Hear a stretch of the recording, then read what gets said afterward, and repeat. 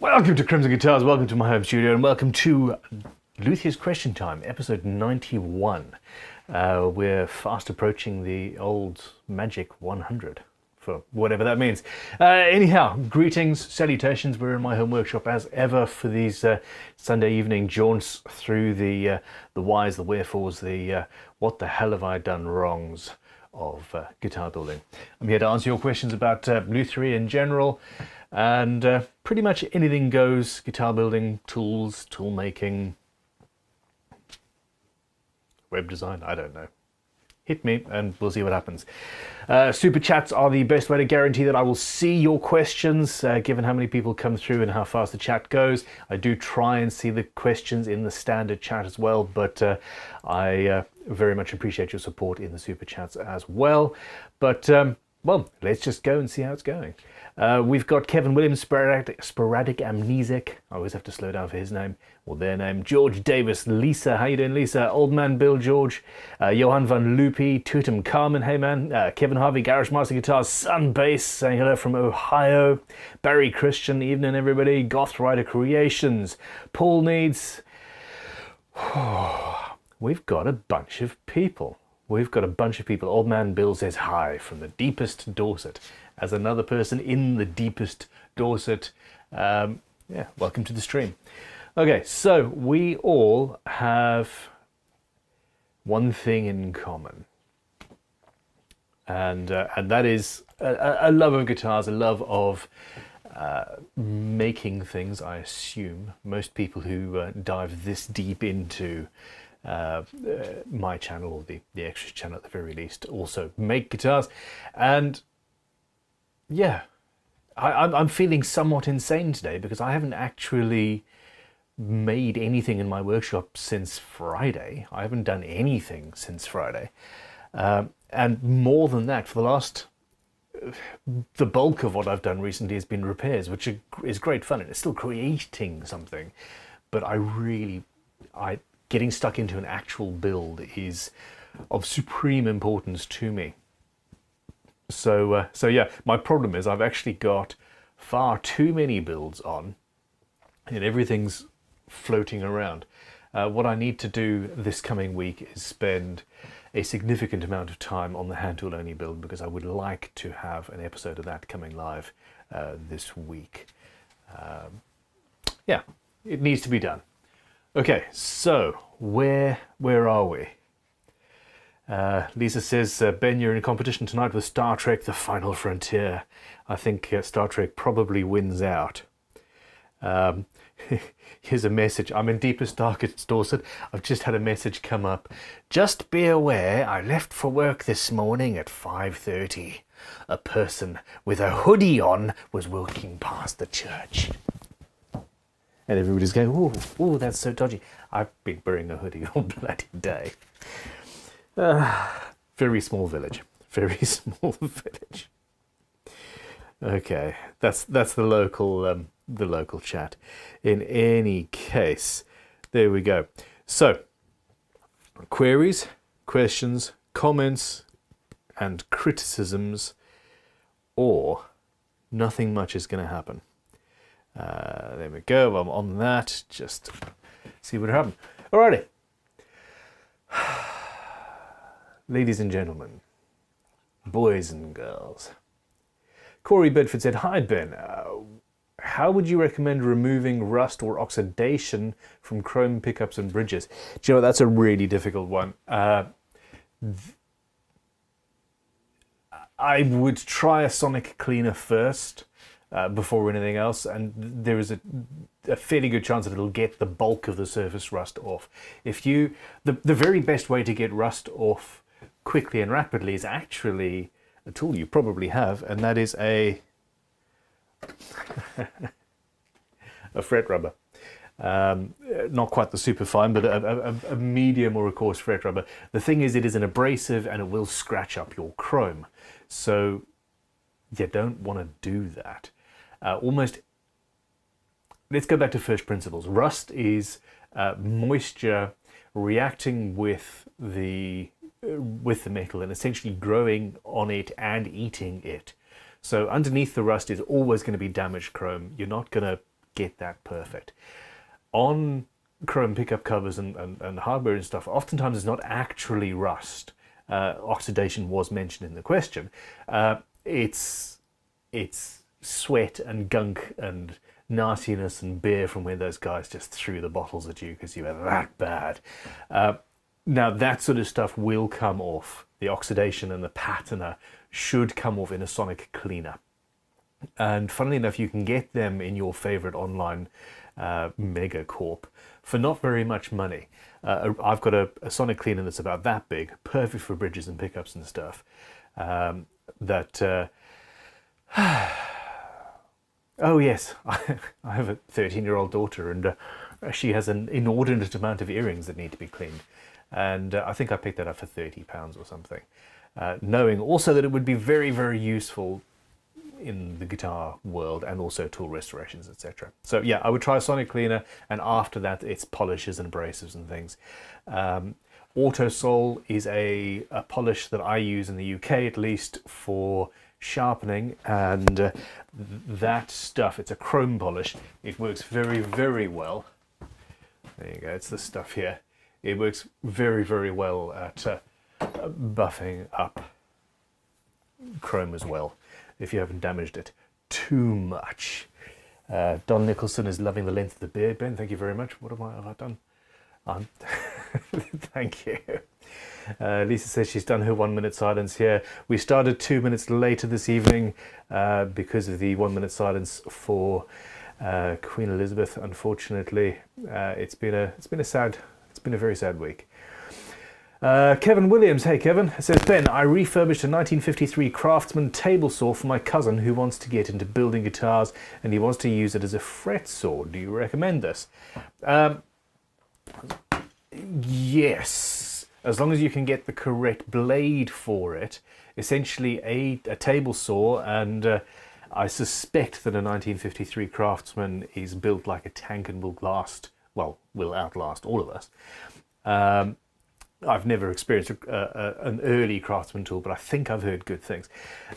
Either way, essentially a Craftsman table saw with the correct width blade and a sledge, and a sled with a pickup device. There you go. Wow, I am not. It's been 2 days since I've thought about guitars in any meaningful way, apart from plinkering around on them, and I've lost all of the terminology. One of these items, you've got a locating pin in the sled, and your fretboard. There you go. I suppose I should show you the branding. Your fretboard gets stuck onto it with the masking tape and super glue trick or something like that, and sits in the pin, and you run it over the board. And that works absolutely fine. I have got, simply because it was the first thing that I found that worked, I've got an overhead saw that was made in Austria. It's a really, really lovely saw that does exactly the same thing, just the other way around. And that's what we tend to use at Crimson headquarters if we're not using CNC machines.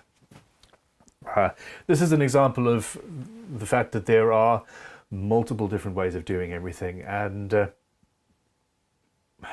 not many of them are actually wrong, shall we say. I keep on looking up. I'm paranoid about my microphone running out of battery, even though I've checked the batteries and the battery levels, and I should be absolutely fine for this stream. Woohoo! We have a super chat. Sporadic Amnesic, thank you very much, man. Says, ever considered a ukulele build, something quick and easy between main builds? Yes, I have. Every single time I've considered doing something quick and easy in between main builds, it's turned into a major project. Shrek was one of those.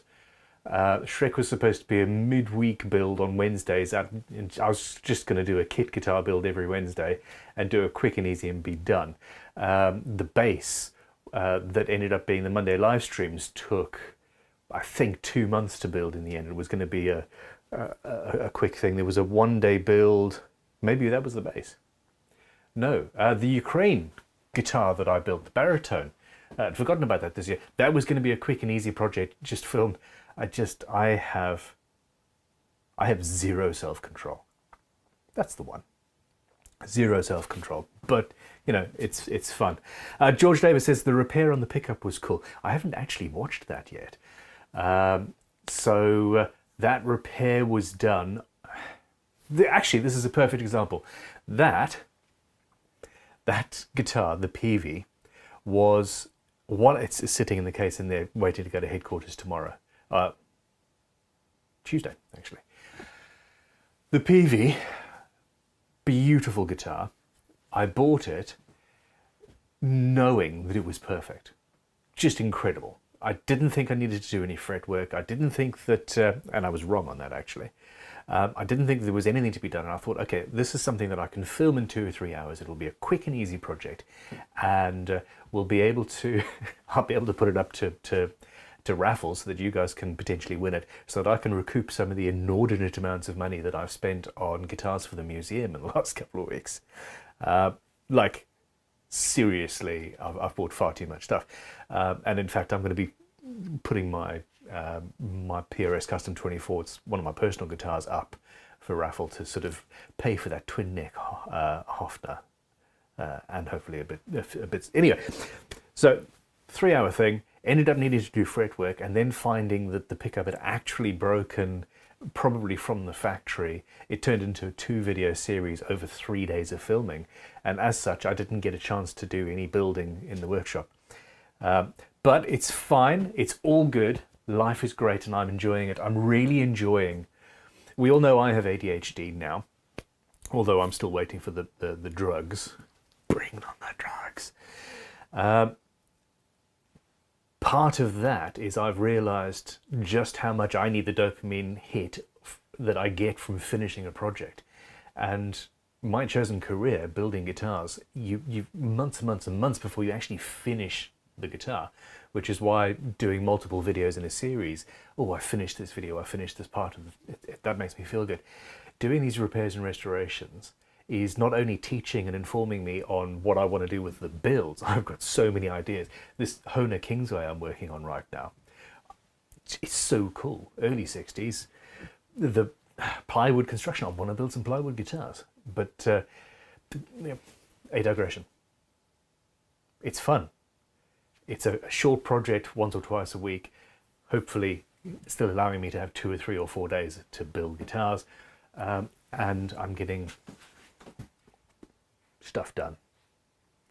We are almost finished setting up the new workshop at Crimson headquarters, where not only will I have a filming setup similar to this, we're going to have another workbench completely set up, ready to do repairs and restorations and things, and you're going to start seeing some interesting stuff filmed by other luthiers at headquarters, including stuff from Sam, who repaired the pickup on the PV. Sporadic Amnesia came back and said, you get too carried away, Ben, with some laughing emojis, and that is absolutely, it really is the case. Sweet Tea Guitars is coming. Hey Sweet Tea, how you doing, man? Says, how would you sand the bottom of a 6mm fret marker hole? I really need some advice. Why would you need to sand the bottom of a 6mm fret marker hole? I suppose you're probably going to be putting some epoxy in there or something like that. I would take a 5.5mm dowel, and personally I would turn it on a lathe and make sure that the bottom of it was absolutely perfectly flat, and I would then super glue some sandpaper onto that. It needs to be slightly smaller than the hole, so it sort of it doesn't get stuck and doesn't make it bigger, and I mean friction is an issue. And either I would do that by hand, which is an option, but it is more likely that I would just put it in my power drill and go like so. Now, if you have ever seen, here we go. If you have ever seen engine turning, which is what we've got here on, there we go, on the side of this plane. I seem to recall talking about this last week. There you go, you can see that. That is done by a similar thing. It is essentially a rubber compound, much like our fret rubbers, with an abrasive in it, and that is on a small multi-tool Dremel style thing that you put in your drill, and you just push it down and you get that sort of an abrasion on there. Same thing, that would also work for sanding down the inside of those holes. Now the problem is you are likely to get small sanding marks that are just there permanently, unless you do the traditional thing and go through the grits. I would personally start at 220 grit or so, but you know, that's how I would do it. Anybody else have any suggestions in the comments? Now, why was that up there and not up there? My biggest issue is that my studio at headquarters is now being set up, and I've got a similar amount of tools there, but they're all in different places, and I'm going to get so damn confused. Paul Cook said, is there a collective noun for luthiers? Fools, I think, is probably the closest one. Yeah.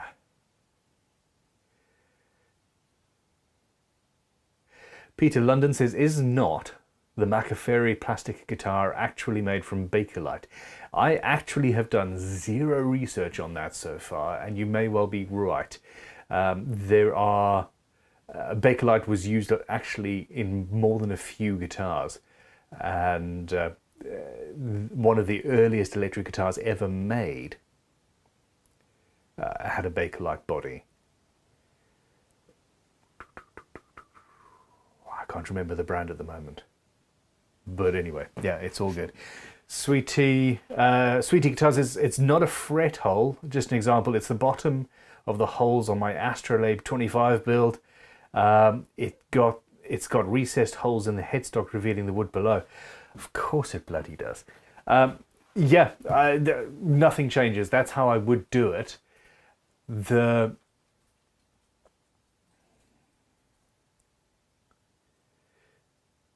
The only addendum is if you want to sand with the grain and you don't want to have any circular marks in there, potentially get yourself a toothpick or a cocktail stick, so a little bit of stick that's 2 millimeters in diameter, and do the same thing, and then that way you could by hand use that as a tiny sanding block. Your sandpaper will clog up very quickly. Have a little 3 millimeter disc on there. You can use a leather punch to make the disc that you can just glue on the end, and that way you're actually able to sand along the grain rather than in a circle. Yeah, I unfortunately have not seen anything recently on anybody's build, and GGBO is actually coming to an end. Yeah, everything's coming to an end. It's crazy. All right. Or at least the public side of the Great Guitar Build-Off competition is reaching its deadline. Okay, Goth Rider Creation says, hi, evening bun. How much fall away should I have on the last few frets? I know I should have some, but how much? 1/10 of a millimeter, 1 millimeter, half an inch? Depends if you're playing a guitar the length of my backyard. Some 50 meters long. 50 meter long scale length, that could be fun. Aha, okay. You're talking about fractions of a millimeter, and I have never bothered actually measuring it. Which as a teacher is probably a bad idea. I should measure these things and quantify them and say, hey, I do it like this. Now, what I will do is I'll take a leveling beam, which is behind this camera, so I'm not going to get it. I'll take a leveling beam, put a piece of masking tape over half of the leveling beam, put 2 layers of masking tape over the 11th and the 12th fret. So essentially I've got a piece of masking tape on the beam and then 2 on the frets, thus 3 pieces of masking tape high, putting that angle on the frets, and I will then sand down until the permanent mark has been removed from the frets all the way up to about the 15th fret, and whatever angle that happens to be is where I sit. Now, fall away is not absolutely essential. It does improve things though, and it's an example of incremental improvements that I will build a guitar, I will send it, I'll put it in a guitar shop or something like that, and somebody will pick it up and it will be a better guitar to them than any of the 100 other guitars in this particular shop. And they won't know why. But the reality is most of them probably don't have fall away. Most of them certainly haven't had even a proper level crown and polish, let alone fall away. Most of them haven't had the nut set up properly, and it's all the way this thing plays is over and above anything else in most guitar shops. So therefore, worth doing very much. Sweet Tea says, thank you, no worries, it's an absolute pleasure. Dave Oddy says, hi Ben, how much to bribe you to win the PV? Entirely out of my hands. Entirely out of my hands. And in fact, the PV is, that raffle is potentially, looking at this, going to be closing soon. I limited it to 1,000 tickets, and we've sold 822 of them. So that's fantastic, because I'll get back what I paid for the guitar and enough profit to pay for this message that popped up just now on Reverb saying this dude's accepted your offer on the 1960s Vox. So there we go.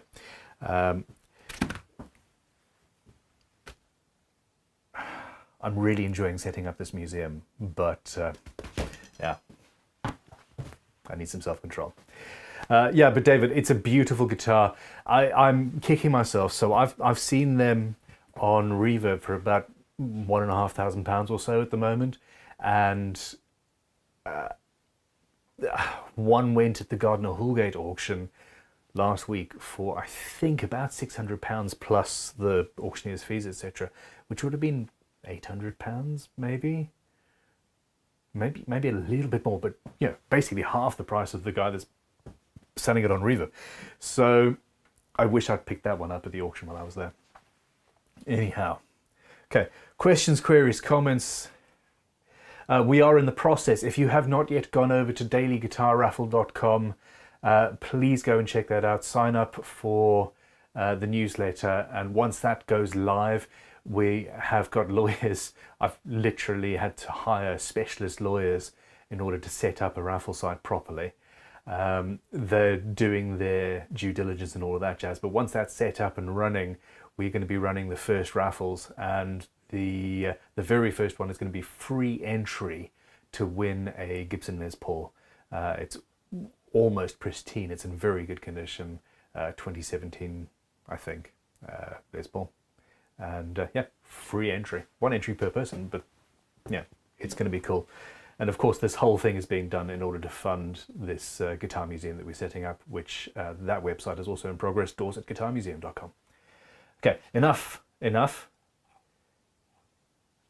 Answer. Ask questions.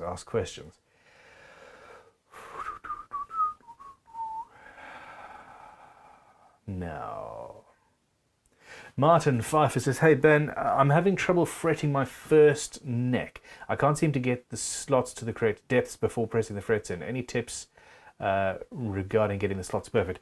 Okay, so cut the slots a little bit deeper than you need. Generally, I will use my fret slotting saw, and I will put a strip of masking tape down it, so that if I hold the fret up at the end here with the fret section, with the tang alongside the blade and the fret on the end, I've got about 0.5 millimeter of space. And then when I'm cutting, I'll use that to visually check the that I'm deep enough and that I'm matching the radius of the fretboard. We sell these saws. We actually do sell a plastic depth stop, and it's one of the tools that we make that has never actually made its way into my workshop. Every time I see one, I need to grab one of those, and it just hasn't happened yet. So I need to check that out. That's another way of doing that. We also do have tiny little I need to get a lot of my tools. A tiny little measuring tool that sits in the fret slot and tells you how deep it is and whether that is correct or not. So yeah, that's another thing to do. But there is nothing more infuriating than putting a fret in and feeling it stop short of actually being seated properly. I feel your pain. Hell, it happened to me on this Hohner that I've had to now refret. It's the 1960s Hohner Kingsway that we worked on, started working on in the live stream last week. It needed a full refret, and I did exactly that. I cut the fret slots, I made sure they were all deep enough, completely forgetting there was a 0 fret. I went to bang the 0 fret in and it wouldn't go deep enough. Very frustrating. Okay. A lumber of luthiers. I like that, Simon Lloyd. Mr. Tuxedo 89 says, hi Ben, how would you cut a maple neck blank with a Japanese saw for a 3-piece neck? How to make sure the cut is as straight as possible. Okay, so during the hand tool build, which I desperately need to finish, I've come to the conclusion that I don't personally like using the Japanese saws. I've got a Japanese saw that is for doing that kind of cut, and I really struggle to control it. In the end, a standard 10-pound hardpoint saw from the local big box store, while it takes a bigger cut, it removes more waste and makes more sawdust and therefore wastes a bit more wood. It allowed me to get a lot straighter with one proviso. I was using one of my big brass back saws. I used a marking gauge to score down the length of the wood and make a cut. I then took this saw, or actually the Lee Nielsen, the bigger one over there, and cut to about 3 or 4 millimeters deep down the length. Okay, going straight, and I did that on both sides of the piece of wood. And then when I went in with the hardpoint saw, I made sure that the saw was in both of those cuts, and that gave just enough of a guide to the saw to keep it basically in line. It's exactly the same way that when you want to cut a straight line with a scalpel blade, for example, you put it down alongside your ruler and you mark down. That's a really nice saw. Molson Brothers, very, very nice. You mark down, you make a small cut, easily distracted, ADHD, yo. And then on that first cut, you're not pressing very hard. On the second, it follows the first one, and you don't have to concentrate quite so hard on where it's going, because the initial cut will guide the tooth of your scalpel blade or knife. So, same thing. But finally, what I did in the end, the realization I came to, was that there's a random saw in there that shouldn't be in there. Japanese saw. The realization I came to was that every 3 or 4 inches, I actually I took the saw out, flipped the piece of wood around, and went down a couple of inches, going in the other direction. And as long as I did that, I ended up with some very, very straight cuts. Whew. And this is maple, so it's fairly hard wood. Yeah, good luck with that.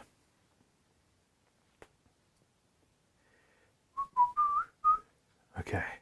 An asylum of luthiers. Thank you, Stephen. Stephen Hatch, I like that.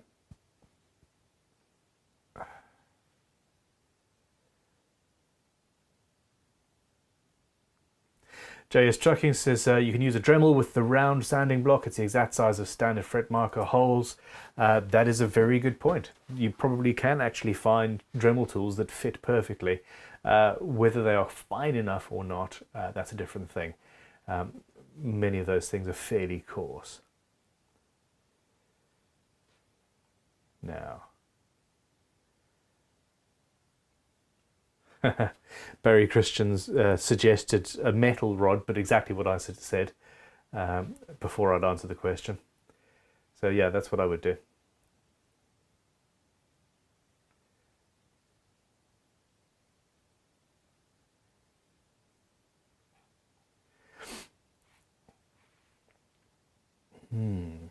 I just keep on seeing the word bribe from David's last super chat there. It's one of those words that draws your eye, doesn't it? Okay, do.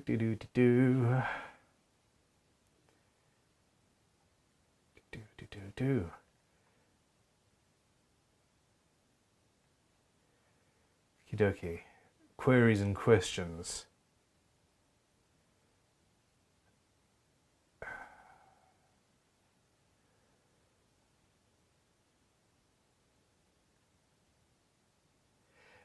I should have a model guitar here, yes. Okay.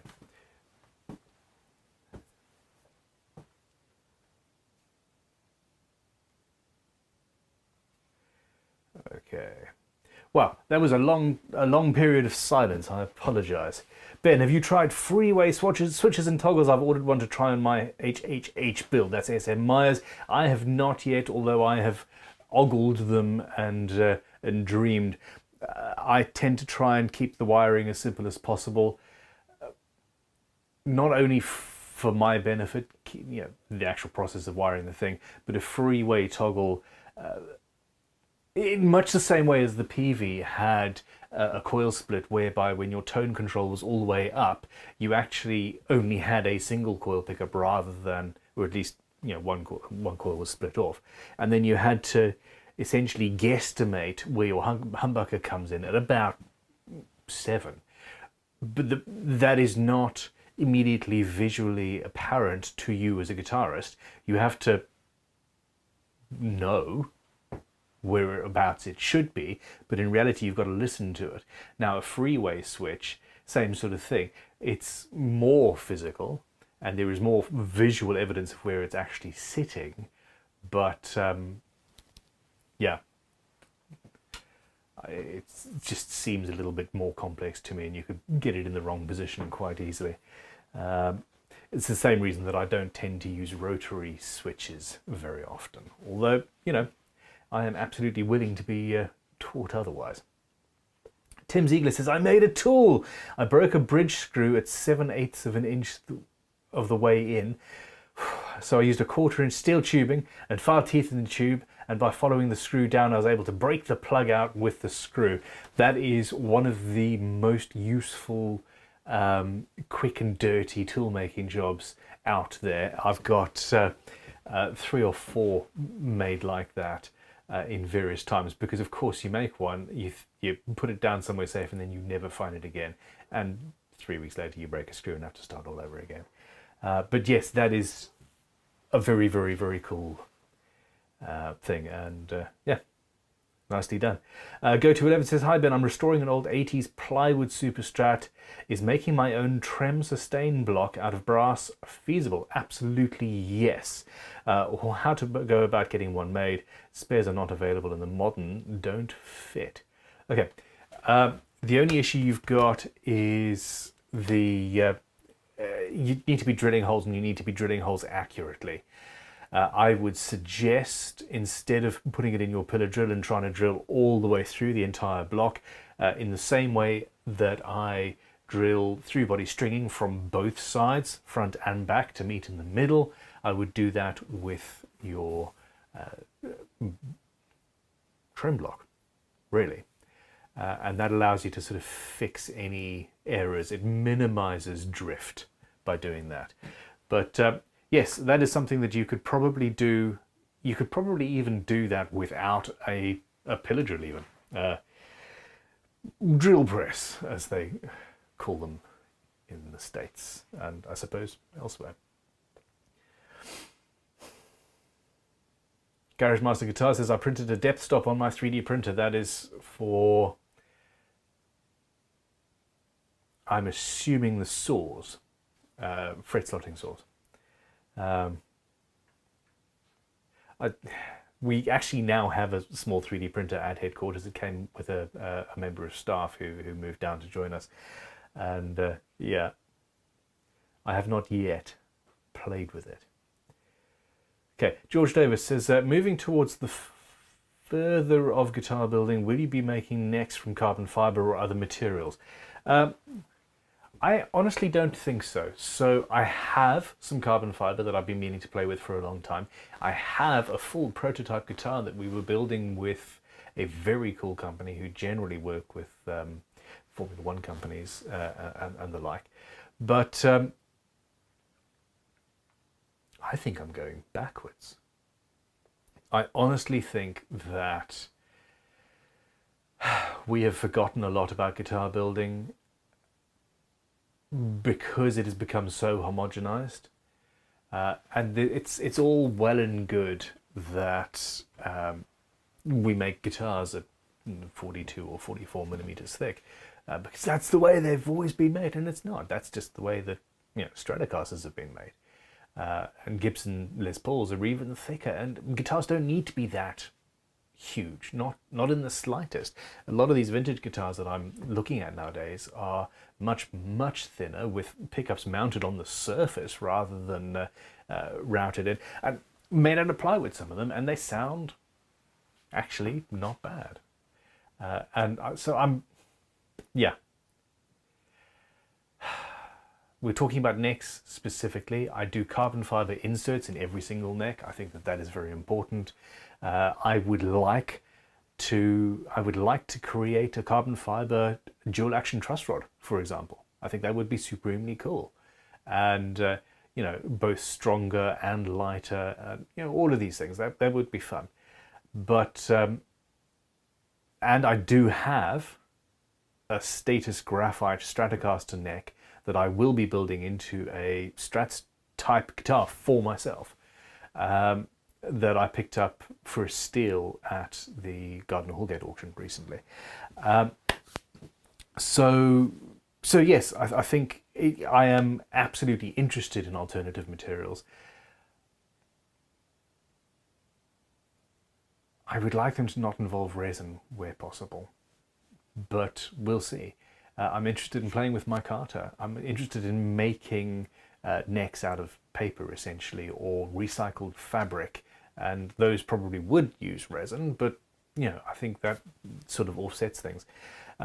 Bodies, I'm going to be playing around with plywood. I'm going to be playing around with acrylic. My GGBO build, which I'm going to be properly starting, well, as soon as this acrylic arrives, is going to have because I'm in the Invitational, we've got a kit to start with.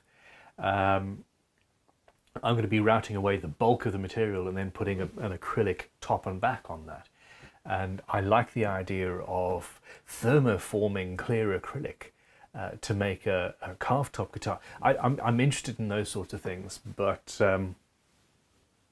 yeah, I've got about 14 billion other ideas, which is a problem. Sweetie came and says, one for the road. Thank you for all your help, patience and lucidity. Hold on. Pretense and lucidity. I love it. Thank you very much, Sweetie. Have a good evening. Sporadic Amnesic says, don't really hear about graphite guitars anymore. Graphite is not easy. It's not easy.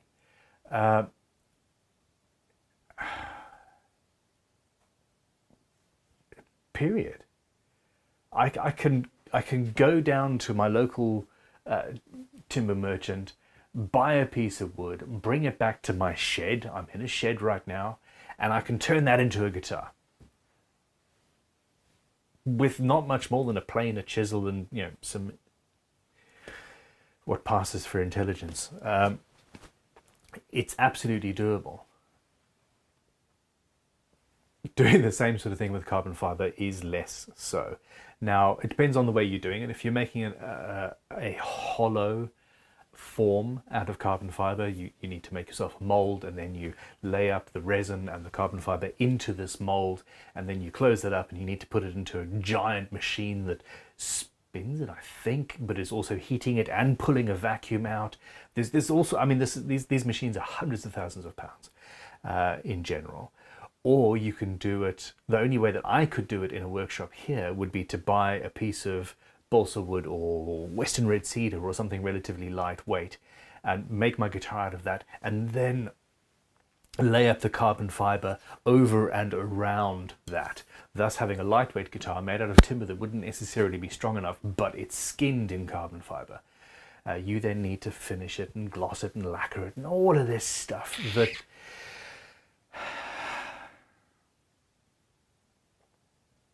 it's a cool look. It is strong. They do sound nice, but it is unnecessary for the most part, and that's the problem. A lot of people thought that it was the be-all and end-all to replace wood with something that has a grain, that has a, a structure, etc. It sounds good. 20th century, 21st century, I suppose. But there's no real point. We are not going to run out of wood. Not in my lifetime, not for many lifetimes. I hope. I sincerely hope. But even if we do, there are other materials that are easier than carbon fiber. So here we go. I've ranted on that for far too long. Now, Nick Guitar says, what tool other than the drill did you miss the most in the hand tool build? Bandsaw. Emphatically bandsaw. That, yeah, the bandsaw is the thing. Okie dokie.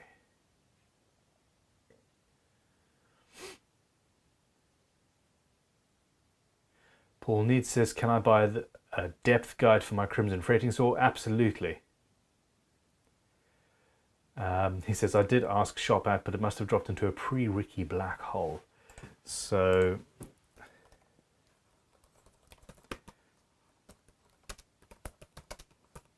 let me just have a quick look. So we've got the fret slot depth tester, which is one. And then under the fret slot, I'm just checking now that I'm here. Okay, so the depth stop is something that you can add to the purchase of the saw itself. I don't know if it is yet. It doesn't appear to be a product in its own right, which is, no, that is a problem. So I'm going to change that. Yes, I'm going to make them make that a tool that you can actually just buy on its own on the website. If you send, yeah, don't send an email. Check back in a couple of days. Or email stream@crimsonguitars.com and I'll make sure that that happens. Mark Alier says, last week I finished software to design fretboards, multi-scale or single scale. The software generates a 1-to-1 scale PDF and DXF file.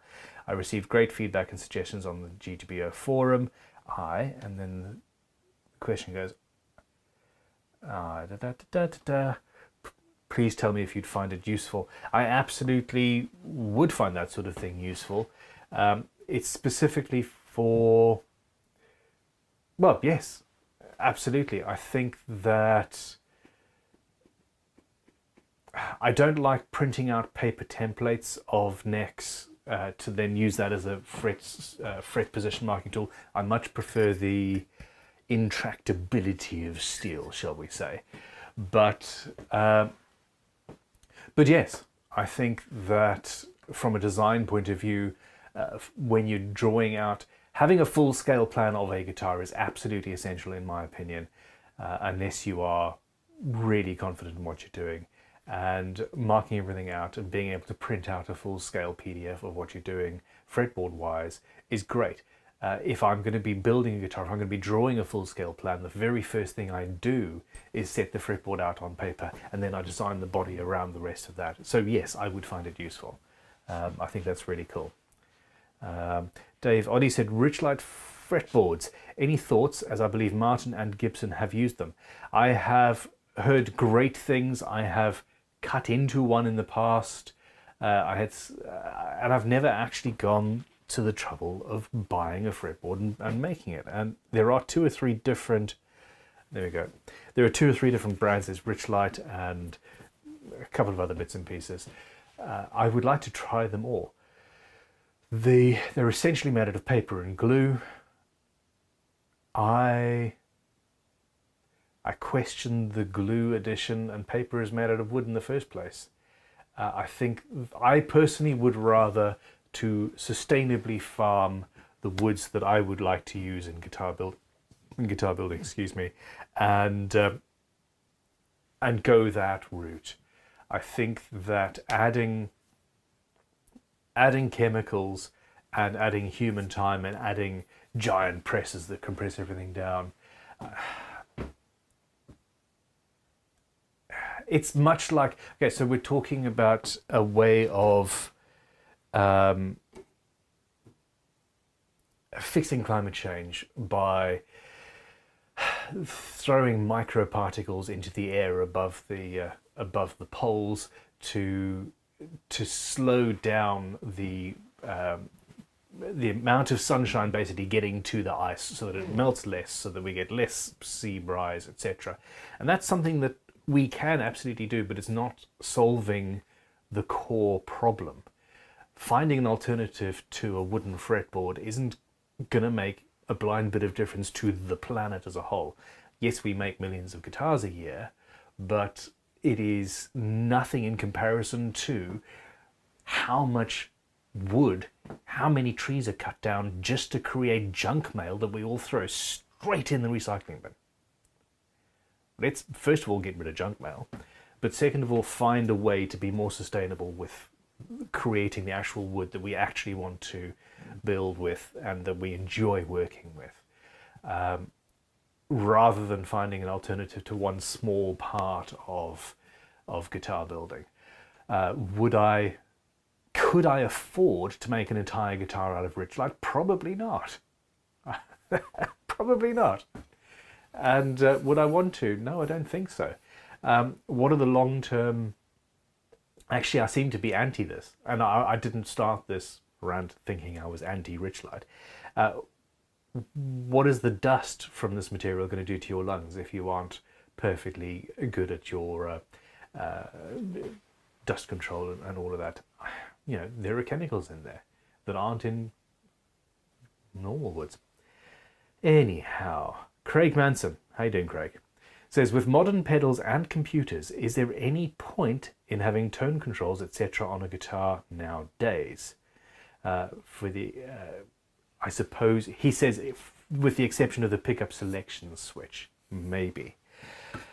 Okay, I am so lucky. I've got a Kemper profiler up at the house. It is freaking magic. I bought it to do demos on, and then I didn't really want it in the workshop because the workshop's dusty, and it's beautiful, and and it also allows me to put my headphones in and play balls to the wall to myself as loud as humanly possible, sounding like I'm driving a 4x12 Mesa or something, while my 3 kids are all asleep, and I'm not actually doing that. It's incredible. That being said, I still use the tone control on the guitar, and I always will. I still use the volume control on the guitar.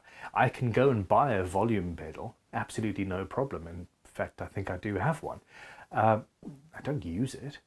I use the guitar.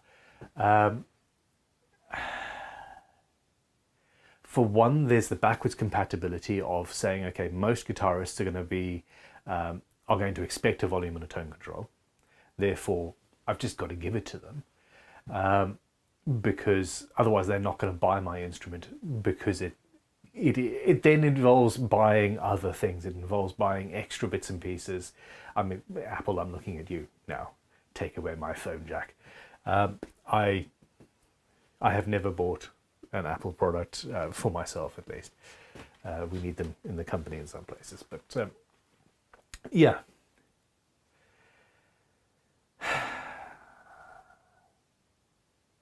There is a point.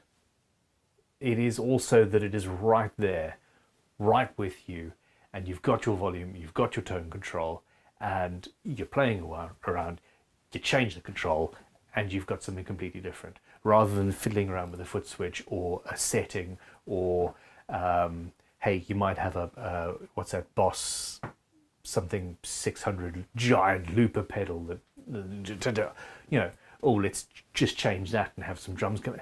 You know, Some people have that stuff. Some people enjoy that sort of stuff. Other people just want to plug into a nice, clean, transparent amplifier and hear the guitar.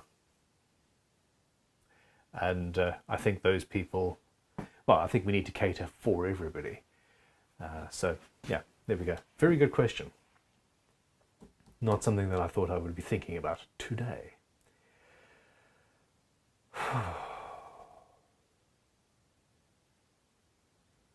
Okay. Kamikaze says graphite guitars.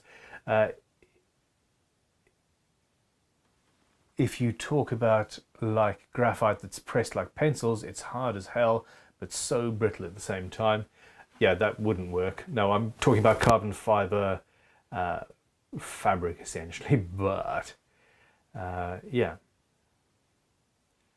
Oh damn it! The comments just jump. Bamboo is rigid enough for a fretboard, indeed, and exactly. So bamboo grows super fast. It can very quickly and easily be turned into a multi-laminate fretboard. It could probably, I think, be stained. There must be a way to stain it, and boom, you've got an absolutely eco-friendly product that replaces fretboards straight away. Is just as hard, if not harder than some materials, and would work perfectly. Ian M says, can we convert junk mail to a useful guitar material? You absolutely could, and actually that would be cool. I mean, that would be a clickbaity video. I took all of the junk mail that appeared at my door over a year and turned it into an electric guitar. Rad, dudes. I think that would be very cool. And yeah, why not? A paper mache guitar. This is from Lisa.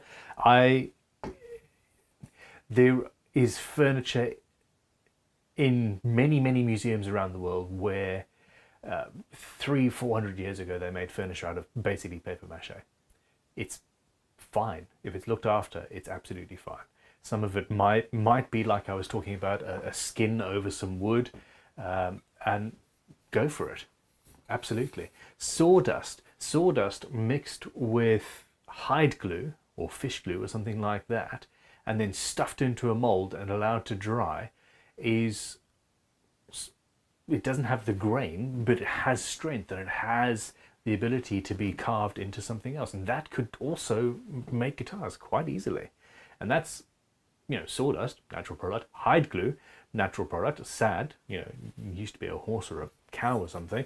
And you know, I eat meat. In fact, yeah, it's a thing. But I do think that one of the ways that we could kind of sort out our planet, since that seems to be the theme of this thing, is to stop farming cows in the way we currently do. They are a big part of what's wrong with the planet right now, and yeah, most of us don't use hide glue, do we, anymore? Stephen Hatch says, Android for the win. Very much so. Very much so. Goth Rider Creation says, I've used bamboo for my fretboard and it is awesome. I'm actually surprised that I haven't yet.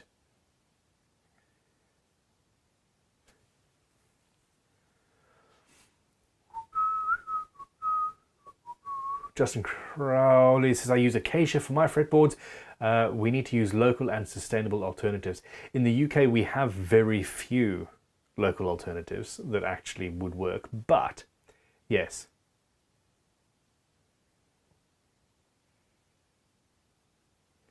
Mark Davis, I haven't yet seen that, but I also haven't been in that email address for a while. I'm really struggling with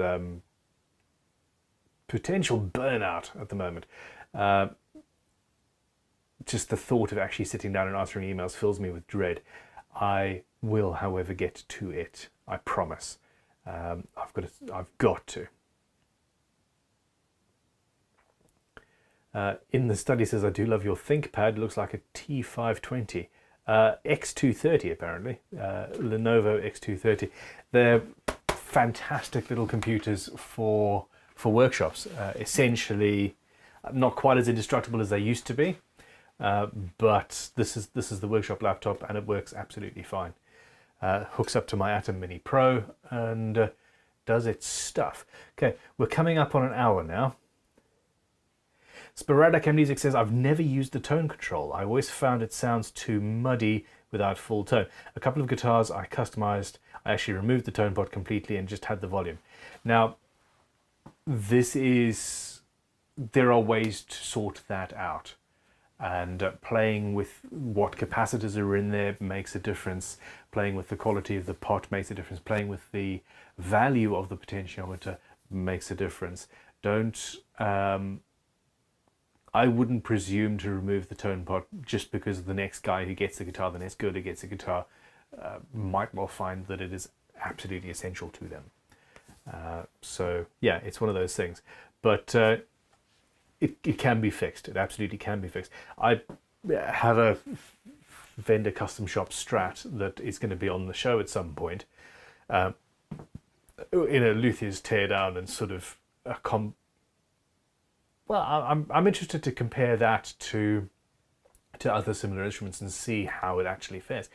But the one thing is, the second I plugged it in, the wiring, the quality of the pickups, the quality of the sound that I get blew me away. And it's just a few dollars more in spent on components that made those tone controls incredible to me, like literally transforming. And I've been building guitars for 20 years now. Yeah. Okay. Good night, Bulgarian Evolution. Have a great sleep. Have a good week next week. SM Maya says, I'm proudly a lifetime member of PETA, People Eating Tasty Animals. This is the thing. In the study says, as a vegan, a bone nut is preferable to PTFE, as the total harm is probably lower. Still gross though. And this is the thing. So I sit firmly in both camps. I really do. You know, I have... There are animal-based products that I just won't use, and there are other animal-based products that I think, you know, on balance, if I'm using this hide glue or this bone nut, etc., then at least that animal died for a little bit more than meat. And that, yeah, I do think we should reduce, but not stop entirely. Although I'm very interested in lab-grown meats. Personally, I think that's actually really cool. However, we're not here to talk about that sort of stuff. Tony Hunt says, I'm not a luthier, just a guitar player, but have been watching your channel for years. So interesting and entertaining. Thank you very much, Tony. I sincerely appreciate your support. I find it incredible. So, for example, on the main channel, I will do a tool video that basically only somebody who's actually interested in building would watch. And I'll do a guitar build video, and the tool video gets a third of the views or half of the views as opposed to somebody watching me build a guitar. And the only way I can figure it out is that actually a fairly large proportion of the people who watch the channel have no intention of making something, a guitar at least. They just enjoy watching somebody else make one. But they don't need to know the, oh, I've bought this router, or I've moved over to vintage chisels again because they are just so much better than even what some of the best chisel makers in the world are making right now. Steel wise, you don't. That's not applicable to you. You just want to watch me make guitars, and that's cool. So thank you very much.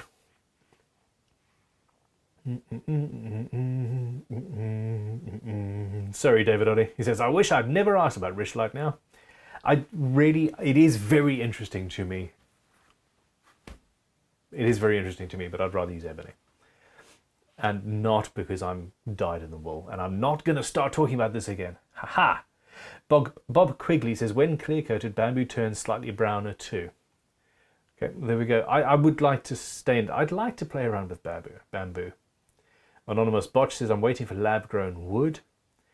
In labs, they're managing to make transparent wood nowadays, or opaque at least. Mr. Tuxedo 89 says, I tried trimmer capacitors to figure out the right value for me. You could even leave it in when you found the sound you want, or measure the value and find something similar. A trimmer capacitor. What is this magic and where can I get some? Focus, photograph, photograph. This is why I do this. I like you guys. I like sharing knowledge and teaching and all that. Every now and then, I learn something that I didn't know existed, and it blows my tiny little mind. I love learning things. Okay, thank you for that. Stephen Hatch's YouTube channel called Redacted posted an enlightening video a day or so ago on the subject of plant-based alternatives to meat. Extremely enlightening. And Redacted is actually a damn fine name for a YouTube channel, a band, a brand. I like it.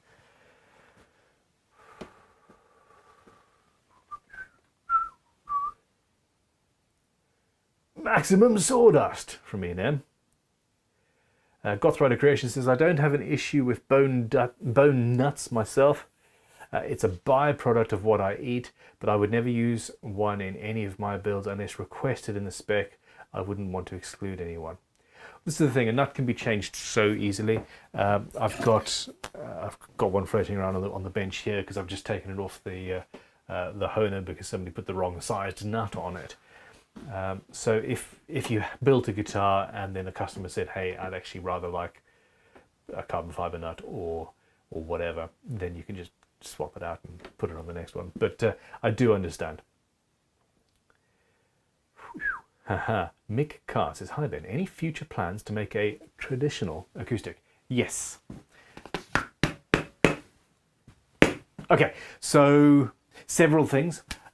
Very soon we've got a new member of staff starting, a new luthier starting at Crimson Guitars headquarters. Her name is Sophia. She is an incredibly talented, predominantly classical guitar builder, but she is going to be helping to create an acoustic guitar building course at Crimson headquarters. In fact, several at our Luthiers school. We're going to be doing, there's going to be a lot of stuff there. On top of that, so that's something I'm very excited about. On top of that, I really do want to do one on the channel. She is fully prepared to film a series as well that will be on the channel just without me in it, and I think that is going to happen at some point, and has to. It's the sort of thing that we do, and if I can get other talented luthiers on the channel, hey, a daily guitar building video, why the hell not? Okay, now, and maybe I'll be able to take a holiday. Do I want a holiday? Okay, so there is that. I do want to build one on the channel, and I absolutely will. I particularly want to build a small bodied parlor style guitar, 18th century style things, 19th century maybe, early 19th century sort of thing. I just love those guitars. But on top of that, I have got an actual commission now for sort of a cross between an ES335 and Nebula, or Nebula 2 at the very, well, no, Nebula, both of them, Nebulas. So I'm going to be doing one of those very soon out of that incredible New Zealand kauri wood that came into the factory a few months ago. So watch that space. It's not quite what you asked for, but it is going to be fun because instead of pressing it, I'm going to be hand carving, etc. So yeah, we shall be fun. Bob quickly says, Sophia, I think I remember her from the guitar groups. It's entirely possible. In the study says, this is like the 3rd week running that you shouted out Sophia. This is officially hype now. I'm sorry, I am excited. I have wanted to build acoustic guitars. I've wanted to teach acoustic guitar building at our school for years, and I have not found the right person to teach that. She's going to be super cool. So there we go. Starlick says, trimmer capacitors can be great for an adjustable treble bleed on the volume part. In the study says, no, trimmer capacitors are a thing, etc. It's like a potentiometer, but it's capacitors instead of a resistor, usually set with a screwdriver. That sounds perfect. In fact, I've probably seen them and just thought it was a tiny pot rather than a capacitor. yeah, I'm going to get my hands on some of those. I think that's very cool. That then allows the final owner of the guitar to have the ability to set what capacitor they think it should be on. Fantastic.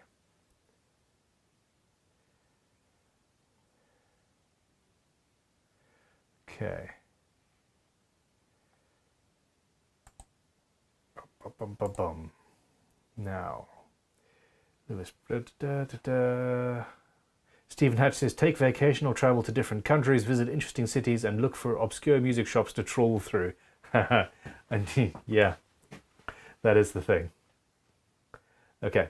Have you ever played a B-bend guitar? I have not, but that is going to change. It's one of the things that I am looking forward to doing a Luthiers teardown on.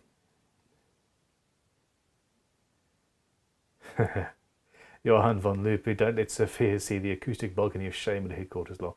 Yeah, very good point. Bonehead Guitars Handman says, hey, by the way, guys, the playlist is over 1,330 vids now. This is the GGBO 2022 playlist. I hope everybody is wrapping up so you can get caught up on everybody else's stories. There's some awesome stuff in there. There really is. And I'm actually feeling guilty that I haven't watched as much of it as I would have liked.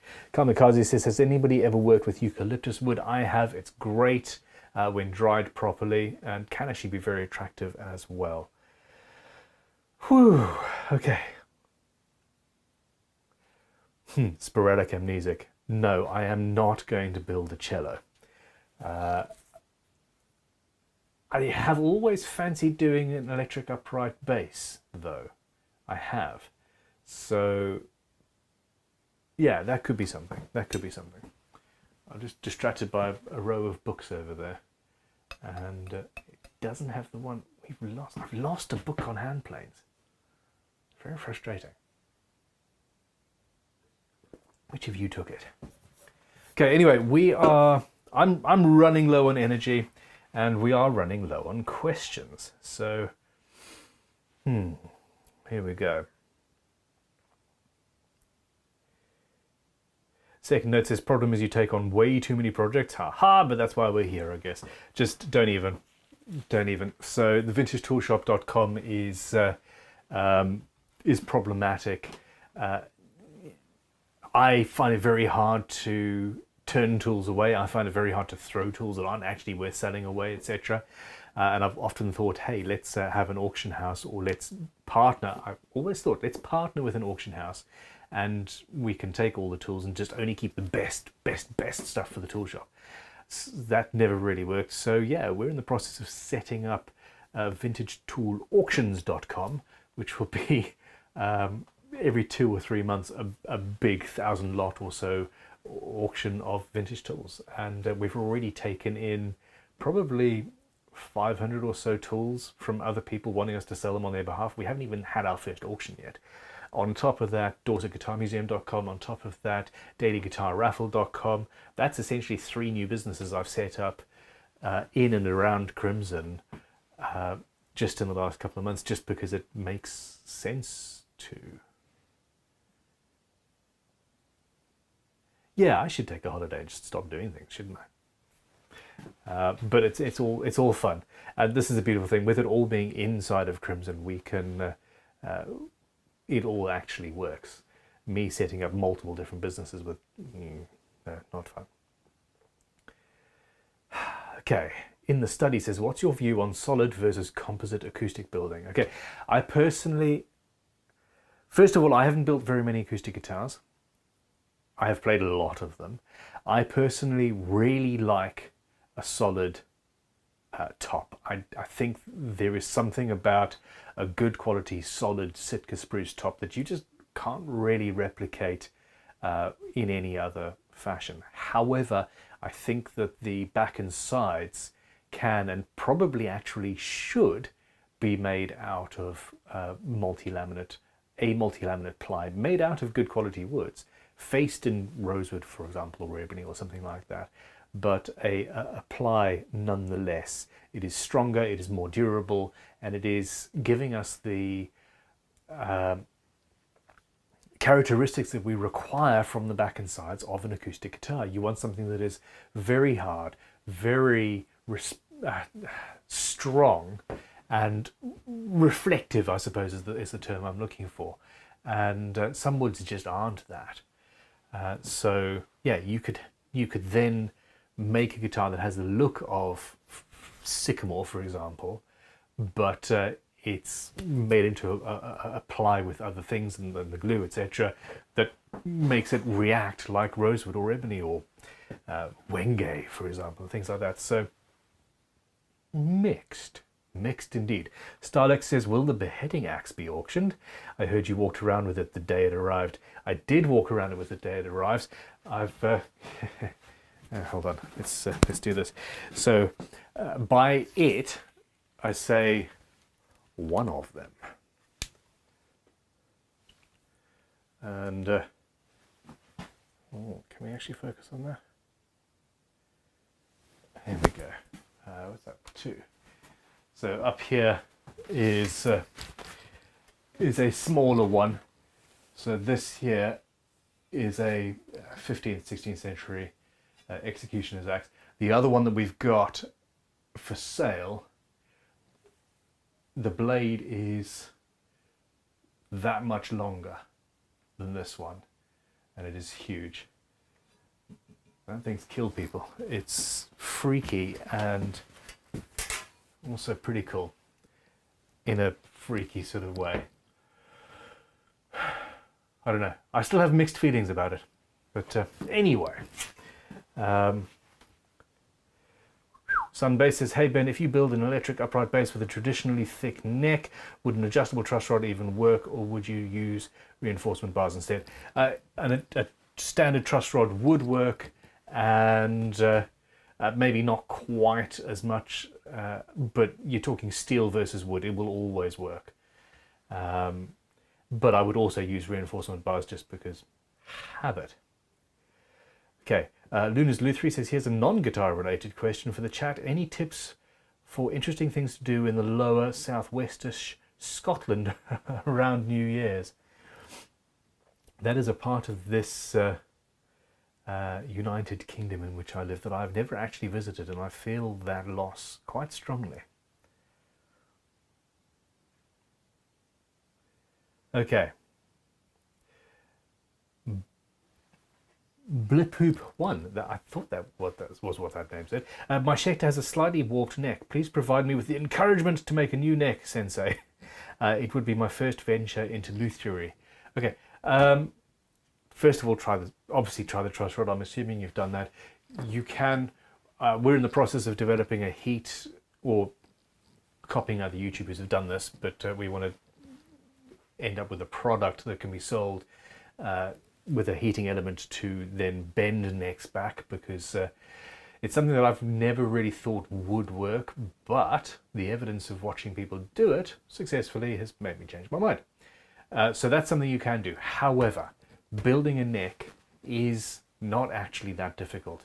I would suggest that for your first one, if you want to build a neck from scratch, please get yourself a pre-slotted fretboard, and preferably pre-slotted and pre-radiused. With that out of the way, you have to worry a lot less about what you're doing.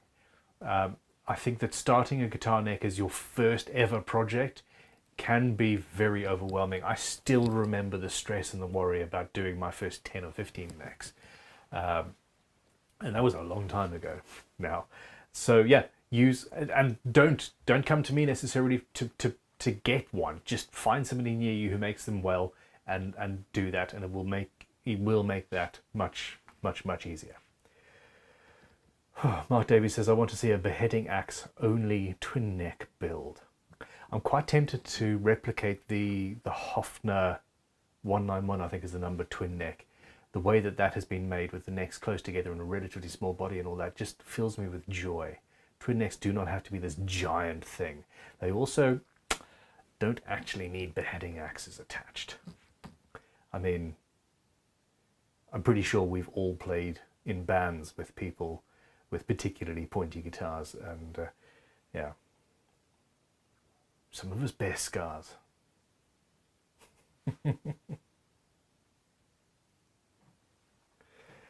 Okay. In this study, it says, okay, I'm seeing a new Comedy Channel trailer where a bad guitar build is laid on a block and beheaded by Ben in a hooded cloak. I can do that. Yeah, I can do that quite, yeah. Bring it on. Okay.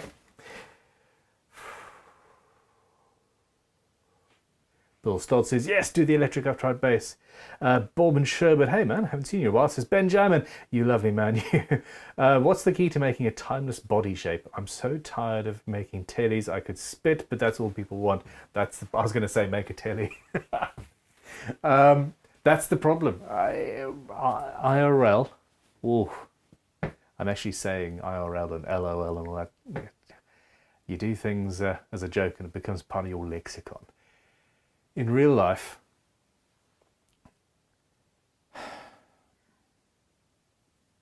yeah, let's get real. Many people want a traditional, i.e. they want a Stratocaster, they want a Telecaster, they want a Jaguar. And for the last 20 years, I've been trying to come up with the next best thing. I wanted to be Paul Reed Smith. I wanted to come up with something that was relatively unique, but inspired by, close enough that people would buy it, but far enough away that I had some integrity and some way of saying, hey, I've brought something new to what's going on. And in all seriousness, I've all but given up. Now, my personal builds, the stuff that I make in here, the challenges and all that, yes, I'm always going to push the boundaries. I'm always going to go and make something like Shrek or The Complication, or, you know, all of that sort of thing, 100%. But as a company that makes guitars and wants to make guitars and wants to sell guitars to thousands of people, which is something that we've never managed to do, the reality is that I'm going to have to make guitars similar to Strats, similar to Telecasters, similar to Jazzmasters. My next 2 builds are basically Jazzmasters, just changed a little bit. See how that goes. And for example, we just did a beautiful Stratocaster style instrument, but with an F-hole and double bound. Something we made in the custom shop at Crimson. Stunning. I'd love to put that into production. It's close enough to something that people know and love, but also cool. And not quite. But yeah, I don't think that I'm going to be able to come up with a new shape. A Strandberg, for example. I'm not going to be able to be that movement for change, which is sad. So at that point, it's incremental changes. At that point, it's incremental. Let us improve how the electronics are. Let us improve the quality of the building. Let us improve or change the pickups or the positions, or maybe make a telly slightly offset, like I did with the Descendant. Excuse me.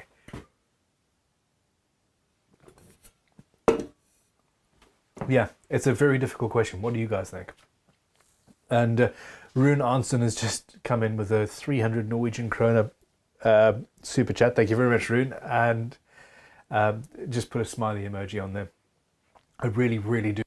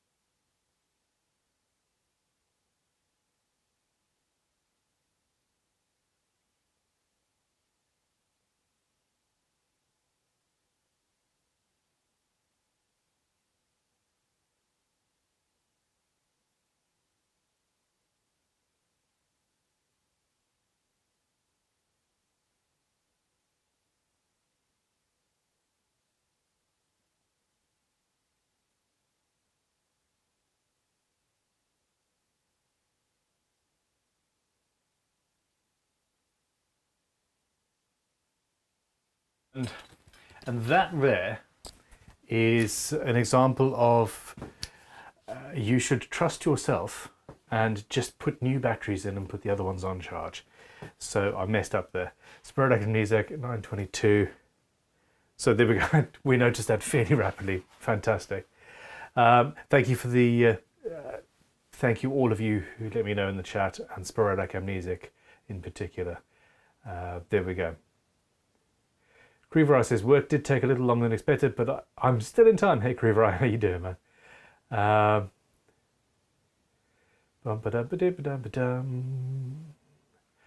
Electric Lady Guitars Devon UK. Shit, man, I need to get in touch. I have got so much going on. Hi Ben, what's your choice for final grit when polishing ebony fretboards? Thanks, Eddie. I very rarely go higher than 240 or maybe 320 grit. With ebony, you can polish it up to a glass-like finish. I personally don't like the feel of a glass-like finish on a fretboard. Playing maple, lacquered maple fretboards, it's not my favorite. I will do it, but I don't really like that feel. And you can get that exact feel by just polishing your ebony up to 3,000 grit or so. But generally I will stop at 320 at the finest, and then put oil on, and then you've got a little bit of texture, etc. Bob and Sherbert says, also I just got around to watching the T60 restoration and the wiring was inspired. Isn't it so freaking cool? Any other diagrams of interestingly wired guitars I should look up? I don't know at this point, but you've just reminded me that I need to put that. We're in the process of compiling a book on wiring, and that diagram has got to be in that book, emphatically.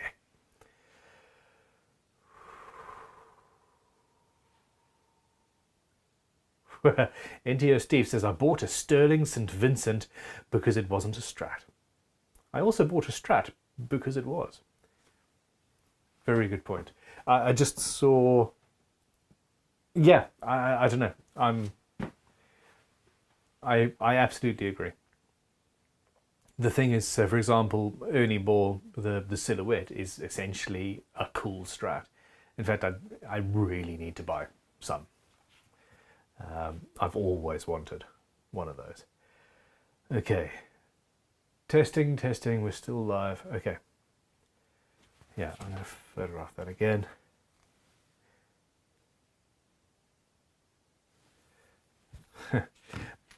Mark Davies says, never work with animals, small children, or oldie brand batteries. These are not oldie brand, these are Eneloop Pros. These are really high capacity rechargeable batteries, but very good point. Now,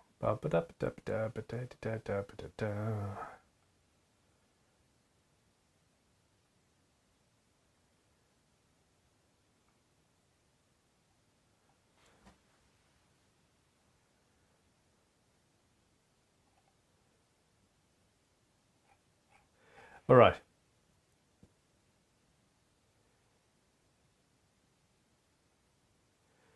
FFF says, hey Bun, would you be willing to show us one of your house guitars that we haven't seen? Okay, look, I am going to end the stream on this. So you have all seen this incredible 1960s, early 1960s Burns Sonic bass. Absolutely love this thing. It's incredible. I love the pattern, I love the finish, I love how thin the body is, the top mounted pickup and all that jazz. Incredible. So, and this is going to be a Luthiers teardown for the museum, and it's going to be part of the museum collection forever. What you haven't seen is this. I've bought and found the maple fretboarded, guitar version of the Burns Sonic bass from exactly the same era.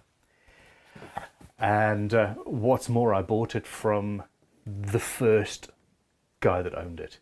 He bought this guitar when he was 11. It's got the original strap on it. and case and all that. And he's had it for, well, since the early 60s. And he sold this to me for the museum. I am so in love with this pair of instruments. And this is, yeah, isn't it so just incredibly cool that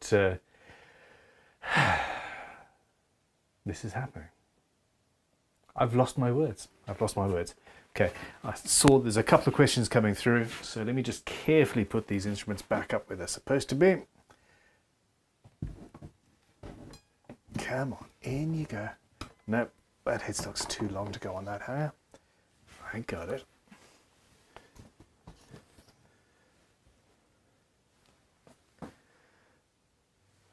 Stay. Okay, so there we go. Old Man Bill says, when is this wiring book going to be available? I want one. So do I. We got the bulk of the work done. It's just a case of actually compiling and putting it together. So there we go.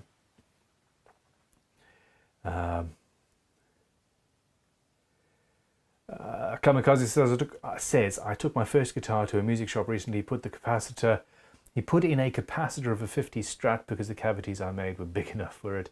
He told me it was a very warm sound. I'm very proud of myself for achieving that with my first guitar, and I have this channel to thank for it. Thank you very much and congratulations.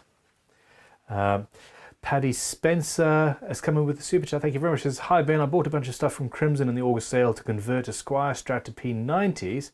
But aside from the confirmation email, I've heard nothing. Should I wait a bit or email the office? Please email the office. We've actually just had a major change around in both the way we answer emails and the way we are organizing the back end. The sale far exceeded our expectations of how many people would purchase things, which is fantastic. And actually, from the point of view of stock, we're not struggling, which is good. Our tool making team, our production people are actually keeping up very, very well. But what has happened is some of the other items that we purchase in have had issues, and we did have a problem with the notch straight edge machine that puts the bevel on. That's all been sorted, and we, as far as I was aware, have actually caught up with everything that had been bought in that sale. So I'm surprised to see this question. However, if you could please email stream@crimsonguitars.com and shop@crimsonguitars.com, just CC me in to that, and just say, hey, yo, where's my email? Where's my order? Could you let me know? You should have at this point had confirmation, not only confirmation that the order had been taken, but an apology saying, hey, this is a little delayed, this is when you're going to get it. But anyway, I made those changes last week, and the way that we have organized the back, okay, let's just put it this way. I've said this before. Every single time a company doubles in size, every single thing about that company breaks. And this sale was one of those fundamental things. Everything broke, from the machinery to the way we deal with stock to the way that our staff deal with part orders and stuff. We're moving shelves around. We've trebled the amount of space that our packing and shipping department have available to them just because of the sheer insanity of it. And due to that, your order may well be in that mess. But it is going to be a very short-lived mess. So yeah, please email me, and I'm sorry that that's happened. So now we're leaving on a downer. Damn it. I'm going to have to find some more questions. Oh, another downer. Ivan Wizard says, when is your book coming, Ben? I am waiting with bated breath for some ADHD medication so I can actually sit down and concentrate on a computer. That is my hope. Like, seriously. Yes, it will be an ebook too, I'm sure. That is the thing. Whew. Mark Davies says, I used to own a Rapier 44 4 pickup monstrosity. It's long gone, but if I still had it, I would happily have donated it to your museum. I think it went in a skip in '82. You'd have loved it. It sounds exactly like the sort of thing that I would love. And we've already had people message us asking how they can donate guitars and ephemera, etc. to the museum, and that's something I hadn't truly considered before. Well, before getting the things, it's really cool. Okay, so here we go. Basically, anybody who's in here that hasn't had confirmations, please send an email to shop, and yes, Lisa, cc stream@crimsonguitars.com too. I want to see if there is an issue with the shop email not actually getting emails, because this is a problem.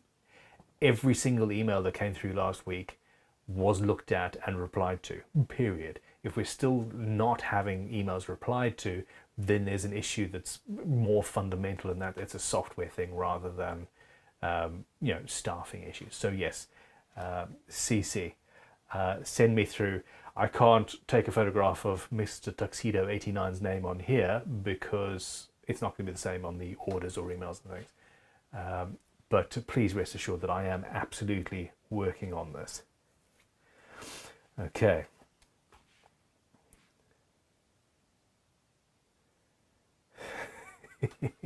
Bob and Sherbet says, Ben, when are you going to build a guitar and name it the Bob and Sherbet? One day. Although I think you should do that.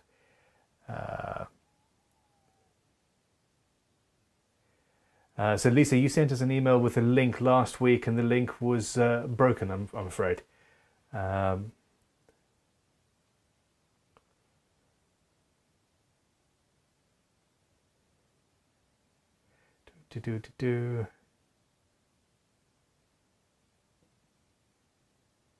Starlick says, I visited Crimson headquarters on Bank Holiday Monday. Unbelievable help, and I witnessed the work going on to speed things up. They're really trying. So that was... I'm just throwing things about the place. Yeah, we did have Ben. Zach Edison says, squirrel. Hey, Zach. If you need help at HQ, just ask that old man Bill. I appreciate this. I do appreciate the offer, man. You came down and helped at the when we were painting and doing the workshop renovation, which we still haven't actually finished now. Nearly there. Vax Headroom says, on the Hohner Kingsway guitar, was the plywood hollowed out, sculpted before it was built? You really didn't talk about the physical construction very much. I did not, because because I had a plan to buy a new toy. I've gone and got myself a tiny little endoscope camera thing because of this guitar and because of well, acoustics and all sorts of random bits and pieces. Let's just turn that on. So yeah, essentially I'm going to be using this endoscope to go inside. Wow, that's what my water bottle looks like. Yeah, I'm going to be using this to go inside the guitar, and we are going to, in the video, go into what it is like internally. Yeah, it's going to be exciting. I've wanted one of those for so long, and actually relatively inexpensive. That was, I think, about £80.